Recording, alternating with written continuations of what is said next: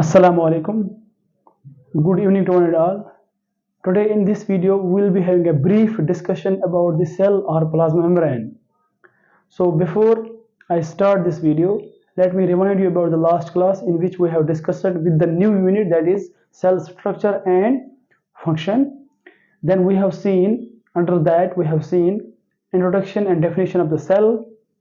We also have seen discovery of cell and nucleus and cell theory, and we also have discussed about what is the difference between prokaryotic and eukaryotic cell. We have also discussed the difference between unicellular organisms and multicellular organisms. Okay, so and we have also discussed some introduction I have given you about the plasma membrane, that is physical features of cell. So today we are going to see about the plasma membrane. सबसे पहले जो plasma membrane होता है ये एक thin होता है, एक लीन होता है, एक पतला होता है, एक पतला मेम्ब्रेन होता है, ठीक है ना। It's a thin pliable. Okay, यहाँ पे आप देख सकते हो मैंने लिखा है thin bailable.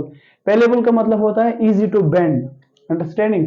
Then elastic, elastic means easy to stretch, ठीक है ना। स्ट्रेच भी होता है यानी एक्सटेंड भी होता है और ये बेंड भी होता है, अंडरस्टैंडिंग, ठीक है। तो it is a thin pliable elastic outermost structure. Outermost मतलब जो सेल के बाहर होता है, ठीक है। तो मेनली क्या करता है, विच प्रोटेक्ट्स और which covers, we can say which makes the envelope of the cell. और उसका जो मेनली जो थिकनेस होता है वो होता है, मोटापन जो उसका होता है वो होता है 5 to 10 nanometre, sorry nanometre. Okay, so next चीज होता है उसके अंदर क्या होता है, वो किस चीज का बना होता है, मेनली फॉस्फोलिपिड बाइलेयर। यानी फॉस्फोलिपिड बाइलेयर का मतलब क्या होता है, फॉस्फोलिपिड अगर हम स्प्लिट करेंगे, if we are going to split this term then it means phosphate molecule and lipid molecules. Lipid या can say fat molecule. Okay, तो लिपिड जो होता है, द फॉस्फेट मॉलिक्यूल या phosphate group is attached with the lipid molecule. यहाँ पे आप देख सकते हो मैंने this is the structure of the plasma और सेल मेम्ब्रेन। यहाँ पे आप देख सकते हो दिस इज द फॉस्फोलिपिड्स 1 2, इसलिए मैंने बाइलेयर बोला क्योंकि यहाँ पे एक लेयर होता है दूसरा लेयर होता है, ठीक है। तो जो फॉस्फोलिपिड होता है उसके अंदर होता है मैंने फॉस्फेट ग्रुप और लिपिड लेयर होता है, ठीक है, और लिपिड होता है, सॉरी लिपिड मॉलिक्यूल, ठीक है ना, फैट मॉलिक्यूल। तो क्या होता है मेनली एक्चुअली, तो उसके अंदर जो होता है ना, उसके अंदर जो उसका हेड होता है और टेल होता है। जो फॉस्फोलिपिड मेनली होता है, अगर ये हम बोलेंगे ये फॉस्फोलिपिड है, तो जो फॉस्फोलिपिड होता है वो क्या मेनली होता है, एक स्ट्रक्चर होता है, ठीक है। तो वहां पे उसका दो पार्ट होता है मेनली, एक होता है हेड, दूसरा होता है tail. This is head and this is tail. जो हेड होता है ना, तो वो हेड होता है हाइड्रोफिलिक। हाइड्रोफिलिक मतलब होता है वाटर लविंग, अंडरस्टैंडिंग। हाइड्रोफिलिक का मतलब होता है वाटर लविंग, यानी ये क्या करता है, ये हाइड्रोफिलिक जो होता है, अगर इसमें यहाँ पे वाटर मॉलिक्यूल H2 मॉलिक्यूल्स आता है, ये उन H2 मॉलिक्यूल्स को क्या करता है, पुश करता है दूसरे हेड में जाने के लिए, फिर ये पुश करता है दूसरे हेड में जाने के लिए। और जैसे जिस हिसाब से एक सेल को जरूरत होती है वाटर की या फ्लूइड की, ठीक है। और दूसरा होता है टेल। जो टेल होता है ना, ये होता है hydrophobic. Hydrophobic mean water fearing.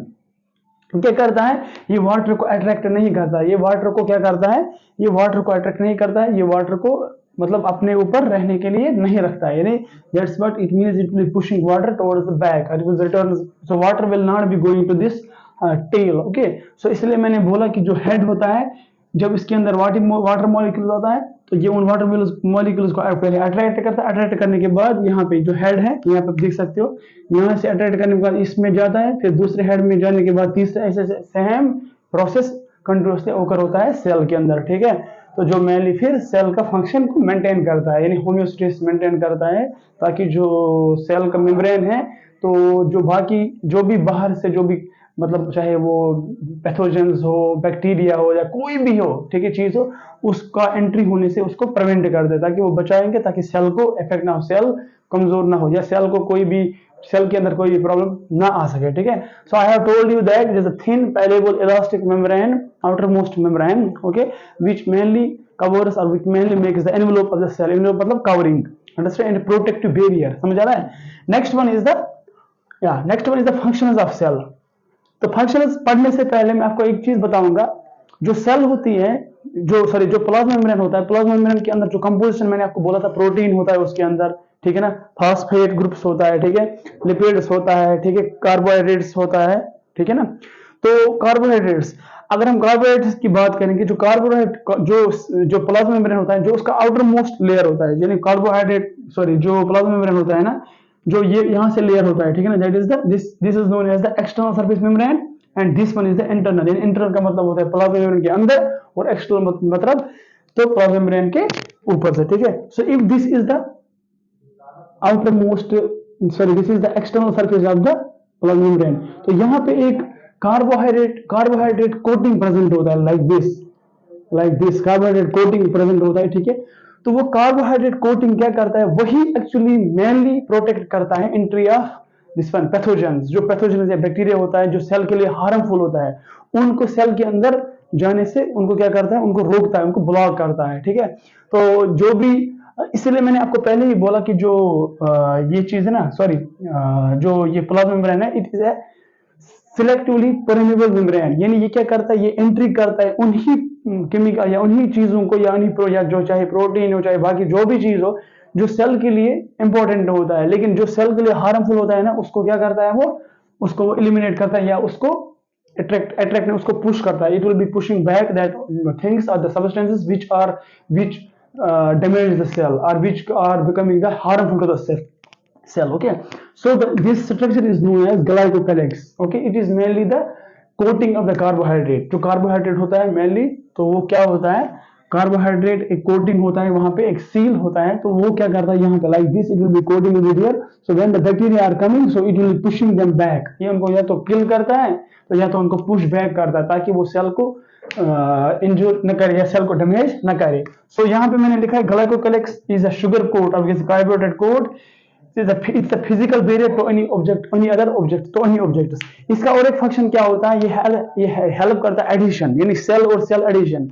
मैंने आपको लास्ट क्लास में अगर आपको याद होगा, मैंने बोला था कि जो ग्लाइकोकैलिक्स होता है, ग्लाइकोकैलिक्स ये एक सॉरी क्या बोलते कार्बोहाइड्रेट कोटिंग होता है जो क्या जो बाइंड करता है एक सेल को दूसरे सेल के साथ। कैसे, फॉर एग्जांपल अगर यहाँ पे ग्लाइकोकैलिक्स है, अगर यहाँ पे दूसरी सेल है, एक सेल को दूसरे सेल के साथ अट्रैक्ट करता है, समझ आ रहा है, क्योंकि आपको पता ही है जब एक सेल दूसरे सेल के साथ ज्वाइन होती है तो या बहुत सारे सेल आपस में यूनाइट होती हैं, ठीक है ना, तो वो बनाए थे एक स्ट्रक्चर जिसको हम बोलते हैं टिश्यू, अंडरस्टैंडिंग, जो हमारे बॉडी के अंदर प्रेजेंट होता है। तो इसी तरीके से क्या होता है, जो ग्लाइकोकैलिक्स उसका दो मेनली दो फंक्शंस होता है। एक तो वो क्या करता है, एक तो वो एडिशन करता है। एडिशन मतलब वो सेल दोनों सेल के बीच में होता है, ठीक है ना, वो क्या करता है, वो एक सेल को दूसरे सेल के साथ अट्रैक्ट करता है, अटैच करता है, ठीक है। Glycocalyx attachment that will be making the tissue, understanding means that group of cells they will be joining together and they will be uniting by the help of glycocalyx structure। So this is all about the plasma membrane, understanding।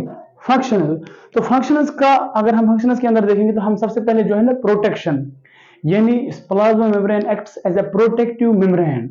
यानी protective membrane का मतलब ये होता है कि ये cell को बचाता है, ठीक है ना, इंजरी से, या हम बोल सकते हैं कि it will be preventing the entry of the pathogens and micro organisms that are harmful to the cell, ठीक है ना। So that is what I have already told you that plasma membrane is a selectively permeable. यानी selectively permeable मतलब ये select करता है कि कौन कौन सा सब्सटेंस उसके लिए इंपॉर्टेंट है, उनको इंटर, यानी चाहे वो आयन्स हो, ठीक है ना, चाहे वो आयन्स हो, चाहे वो कोई भी चीज इलेक्ट्रोलाइट्स हो, प्रोटीन्स हो, कार्बोहाइड्रेट्स, वाइट जो भी हो, ठीक है ना, जैसा भी हो, जो भी जिसमें मिनरल हो, जो भी न्यूट्रिएंट हो, उसको एंटर करता है। लेकिन जो भी सब्सटेंस हार्मफुल होता है सेल के लिए उसको एंटर नहीं करता है, ठीक है। इसलिए हम उसको बोलते हैं selectively permeable membrane, understanding. So that is also the function selectively permeable. तो प्रोटेक्शन का मतलब होता है इट विल बी प्रोटेक्टिंग और preventing the entry of the pathogenic organs say bacteria, okay, bacteria pathogenic organisms that are harmful to the cell. Next हम the selectively permeable, मैंने आपको पहले ही बोला कि ये क्या करता है, ये मेनली एक्ट करता है कि ये उन्हीं मॉलिक्यूल्स या उन्हीं सब्सटेंसेस को सेल के अंदर छोड़ता है, तो जिसकी वजह से सेल ना जो सेल ग्रो करता है, ना कि सेल हार्मफुल बनता है, ठीक है। कभी कभार ऐसा भी होता है कि जब आपको कोई डिजीज होती है, चाहे वो ऑटो इम्यून डिजीज हो, चाहे वो कोई भी डिजीज हो, चाहे वो एक्सटर्नल कोई डिजीज हो, तो वहां पे सेल्स बहुत वीक बन जाता है, या आपका इम्यून सिस्टम जब वीक बन जाएगा तो सेल अच्छे से काम नहीं करता है, तो उस वक्त सेल के अंदर क्या जाता है, बैक्टीरिया, और वो सेल को डैमेज करता है, ठीक है ना, जब आपका इम्यून सिस्टम अच्छे से काम नहीं करता है। तो लेकिन जब आपकी सेल जो है ना वो होमियोस्टेसिस के अंदर होता है, तो हम यहाँ ये भी बोल सकते हैं ना कि इट आल्सो, हम और एक प्रॉपर्टी हम बोल सकते हैं होमियोस्टेसिस, HE होम्योस्टेसिस, ठीक है ना, यानी होम्योस्टेसिस, HOMO, होम्योस्टेसिस का मतलब होता है कि बैलेंस्ड, ठीक है ना, balance, it will be helping the your cell to maintain the balance, fluid and electrolyte balance, या body to maintain the electrolyte balance, your body will be always remaining in the state of equilibrium, okay. So that means selectively for next one the chemical and physical properties, यानी chemical and physical properties मैंने आपको पहले ही बोला, it will be allowing the ions, ठीक है ना, ये hello करता है ions, जैसे कैल्शियम होता है, पोटेशियम होता है, सोडियम होता है, ठीक है ना, बाइकार्बोनेट होता है, ये उनको एलो करता है किसके अंदर, सेल के अंदर जाने के लिए, या कि क्या, ताकि क्या होता है वहां पे क्या चीज होता है, वहां पे सेल के अंदर एक एनर्जी प्रोड्यूस होता है। देखो आप लोगों ने देखा कि जो माइटोकॉन्ड्रिया अगर आपने सुना होगा, ठीक है ना, उसको बोलते हैं एनर्जी हाउस ऑफ सेल, ठीक है, वो मेनली प्रोवाइड करता है एनर्जी, ठीक है। तो उसके अंदर क्या होता है, उसके अंदर जब वो आयन चला जाता है तो वो आयन मेनली इंड्यूस करता है एनर्जी। जब वहां पे एनर्जी होगा तो जब सेल के अंदर एनर्जी प्रोड्यूस होता है तभी तो सेल अच्छे से काम करता है, ठीक है, ताकि उसको एक अच्छा सा टेम्परेचर मिलता है, ठीक है। Next one is chemical and physical property, और ये अलो करता है सम कुछ यानी chemical and physical properties, it will be allowing some substances और some substances which are important or which are very good for the growth and development of the cell, okay. next one is insulating properties, यानी insulating property का मतलब ये होता है कि जो heat होता है, जो हीट सेल के अंदर प्रोड्यूस होता है, यानी उसको बाहर जाने से रोकता है।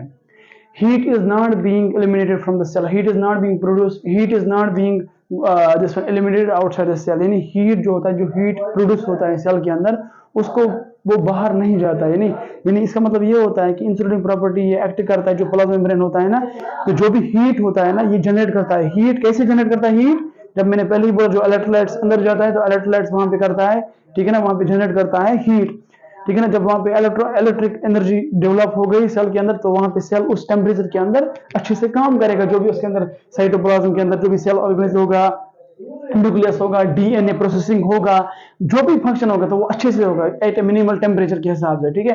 लेकिन जो बाहर का जो होता है, जो अंदर होता है, इसके अंदर जो हीट प्रोड्यूस होती है उसको बाहर यानी लीक होने से रोकता है, ठीक है। क्योंकि अगर जो सेल के अंदर जो हीट होता है अगर वो बाहर जाएगा, यानी अगर वो मेम्ब्रेन के थ्रू बाहर निकलेगा या बाहर से एलिमिनेट हो जाएगा तो उसकी वजह से क्या हो सकता है, जो सेल है वो डेथ हो सकता है, ठीक है, सेल को डैमेज हो सकता है, ठीक है। यानी उस हिसाब से उसके वक्त यहाँ वो क्या हो सकता है, जो बैक्टीरिया वो अंदर आ सकता है और वो वहां पे यहाँ बाकी चीज जो है ना वो सेल को डैमेज कर सकता है, ठीक है। यहाँ सेल अच्छे से काम नहीं कर सकता है। Last one is the homeostasis, यानी ये क्या करता है, ये मेंटेन करता है electrolyte, fluid and electrolyte balance of the cell. जब आपका सेल अच्छे से काम करता है तो फिर दूसरे सेल भी अच्छे से काम करेगा, और फिर सेल के अंदर जो सेल, जब सब सेल्स अच्छे से काम करता है तो इसका मतलब टिश्यू अच्छे से काम करता होगा, ठीक है। तो फिर टिश्यू किसके अंदर था, मेनली ऑर्गन के अंदर। तो जो ऑर्गन सिस्टम के अंदर जो टिश्यू वो अच्छे से काम करता है तो organ system will be functioning properly and then whole individual will be working properly, okay. So this is all about the brief discussion about the cell or plasma membrane, okay. So mainly मैंने इसके अंदर बोला कि जो plasma membrane होता है वो mainly बना होता है it mainly contains the phospholipid bilayer, यानी phospholipid जो होता है उसका 2 लेयर होता है इसके अंदर, ठीक है ना। यहाँ पे आप देख सकते हो 1 and 2, ठीक है। So this one is also tail, sorry, यहाँ पे तो this one is also tail. So what happens mainly क्या होता है इसके अंदर, आप लोग यहाँ पे देख सकते हो, दिस इज एक्सटर्नल सरफेस, यानी जो प्लाज्मा मेम्ब्रेन होता है ना उसके जो ऊपर वाला सरफेस होता है एक्सटर्नल सरफेस, उसको हम बोलते हैं एक्सटर्नल, और जो अंदर होता है उसको हम बोलते हैं internal surface. This one is the carbohydrate chain. Carbohydrate मैंने पहले ही बोला, कार्बोहाइड्रेट जो शुगर मॉलिक्यूल ठीक है जो प्रेजेंट होता है प्लाज्मा मेम्ब्रेन के अंदर, जो मेनली क्या बनाता है ग्लाइकोलाइक्स स्ट्रक्चर, ताकि वो ग्लाइकोलाइक्स जो होता है ना वही प्रिवेंट करता है mainly entry of the pathogenic organism inside the cell, ठीक है। And this one is glycolipid and glycoproteins, ठीक है ना। ग्लाइकोप्रोटीन जो होता है वो मेनली इंड्यूस करता है एनर्जी सेल के अंदर ताकि सेल अच्छे से काम कर सके, ठीक है ना। लिपिड्स भी होता है, ठीक है ना, लिपिड्स भी होता है जो मेनली जनरेट करता है सेल के अंदर। जो लिपिड्स जो होता है वो मेनली क्या करता है, डाइजेस्टिव फंक्शन करता है सेल के अंदर, जो भी एंजाइम्स होता है या जो भी जो भी बाकी प्रोटीन्स होता है, ठीक है, उनको डाइजेस्ट होने में हेल्प करता है, ठीक है। या बाकी जो भी हम खाते हैं, जो भी बाकी चीजें जो न्यूट्रिएंट हम कंज्यूम करते हैं उनको डाइजेस्ट होने में हेल्प करता है। यहाँ पे जो ये आप देख रहे हो this one also protein molecule, this one you are seeing, ठीक है ना।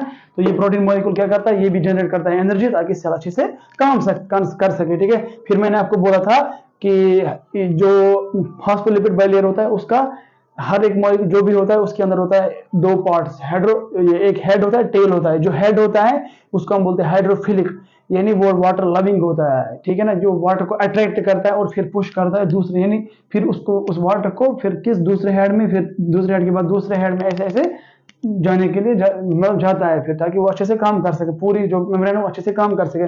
तो फिर दूसरा होता है टेल, टेल होता है हाइड्रोफोबिक, यानी वाटर फियरिंग। ये वाटर को क्या करता है, यानी वाटर को पुश करता है वापस, यानी वाटर को अपने आप मतलब अंदर आने से रोकता है, ठीक है, इसलिए हम उसको बोलते हैं hydrophobic. And this one is the internal surface membrane. और फिर मैंने बोला था ग्लाइकोलाइसिस, वो बोला कि शुगर कोटिंग होता है, जो मेनली क्या करता है, जो हेल्प करता है एडिशन, यानी एडिशन का मतलब होता है जो दो सेल होते हैं, जो दो सेल होता है उनको बाइंड होने में हेल्प करता है। और दूसरा चीज क्या होता है, acts as a selectively permeable, selectively it makes your plasma membrane to become selectively permeable, so that your plasma membrane can only enter, it can only allow the diffusion. यानी डिफ्यूजन का मतलब होता है बाहर से जो भी प्रोटीन या जो भी सबस्टेंस है वो सेल के अंदर जो बहुत ही इंपॉर्टेंट होता है वो सेल के अंदर जाता है, लेकिन जो सेल के लिए इंजुरियस होता है या हार्मफुल होता है वो सेल, ये प्लाज्मा मेम्ब्रेन या सेल के अंदर नहीं जाता है। So this was all about the plasma membrane. Hope you have understood this topic. So अगले वीडियो में हम डिस्कस करते हैं सेल ऑर्गेनेल्स के बारे में, ठीक है। तो this was all about the physical features, जिसमें आता है mainly plasma membrane. So this was all about the today's class. Hope you have understood this class. अल्लाह हाफिज, अस्सलाम वालेकुम।